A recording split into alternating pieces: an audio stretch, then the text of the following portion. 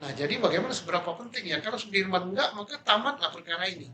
Karena perkara ini berdiri di atas fondasi yang sangat lemah.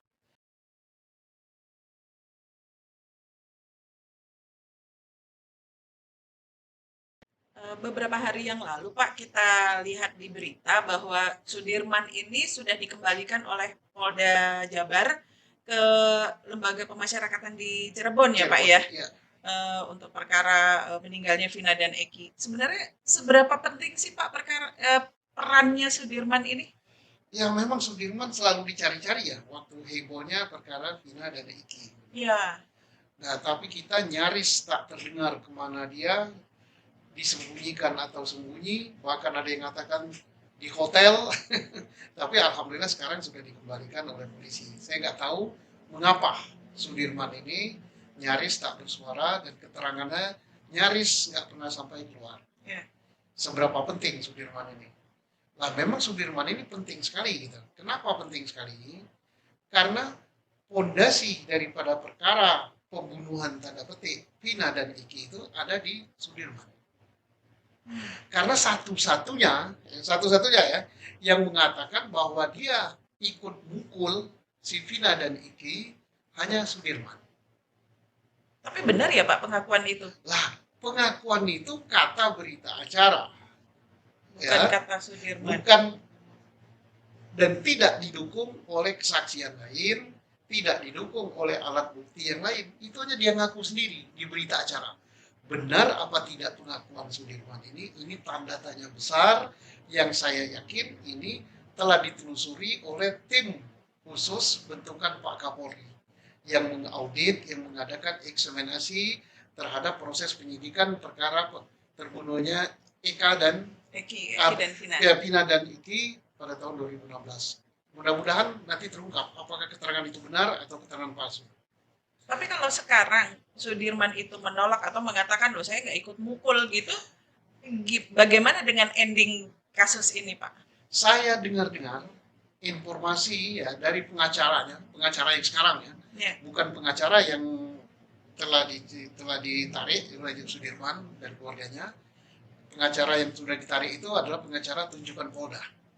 Nah, pengacara yang sekarang dari Paradi kalau nggak salah, Paradi, ya. ya, informasi yang saya dapat bahwa Sudirman sudah kembali ke LP di Cirebon.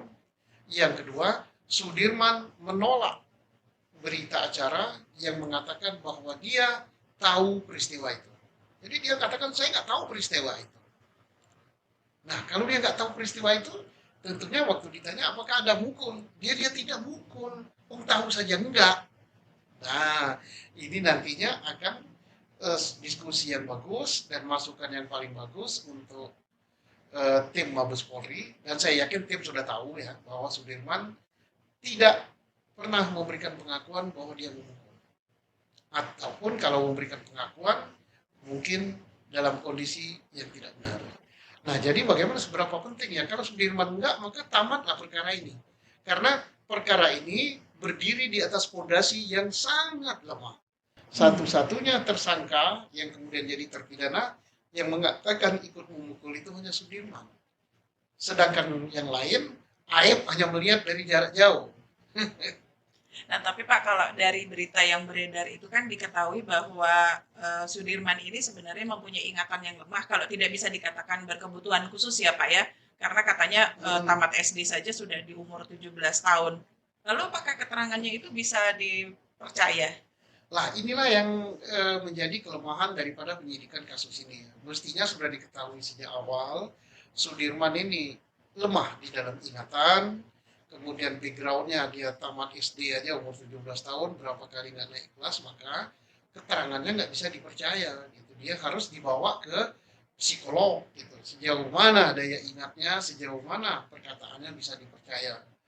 Nah, ternyata dia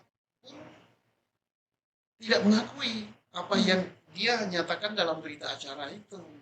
Nah, kalau Sudirman sudah mengatakan yang di berita acara itu dia tidak ngomong seperti itu, dan dia tidak tahu peristiwa itu, dan dia tidak melakukan pemukulan, maka peristiwa ini sudah gugur, tuntas. Semua terdakwa nggak ada yang mengakui. Kalaupun mengakui pada berita acara, di pengadilan sudah ditarik. Dan Sudirman katanya belum menarik, saat ini pun dia sudah menarik. Jadi nggak ada lagi, apalagi dasar hakim untuk tidak mengabulkan PK. Kecuali kalau termasuk Bani Inkrah. Senang lihat orang susah, susah lihat orang senang. senang. Nah terakhir Pak, bagaimana kalau Sudirman ini mengajukan PK? Peluangnya? Kalau Sudirman mengajukan PK sebenarnya ya, tidak mengajukan PK pun, kasus dia dijadikan saksi dalam perkara yang mengajukan PK, maka PK yang mengajukan saksi, ya para terpidana yang mengajukan PK itu dikabulkan dan Sudirman pun berarti tidak melakukan. Jadi kalau dia mengajukan PK, ibarat menggiring bebek berenang di kolam. Sebenarnya tanpa digitukan Ya itu itu udah dikabulkan, kecuali tadi, kecuali hakimnya ya tidak bijak, senang lihat orang susah, susah lihat orang senang. mudah-mudahan Ya, tidak mudah-mudahan begitu. tidak gitu. Mudah-mudahan hakimnya kan dengan ini sudah menjadi isu publik se-Indonesia, hakimnya tidak gegabah, cepat dan tanggap. Jangan pula hakimnya nanti nunggu 6 bulan, kita pelajari apa? Oh, dibaca aja kalau saya 3 hari, 2 hari aja cukup kok. Oke.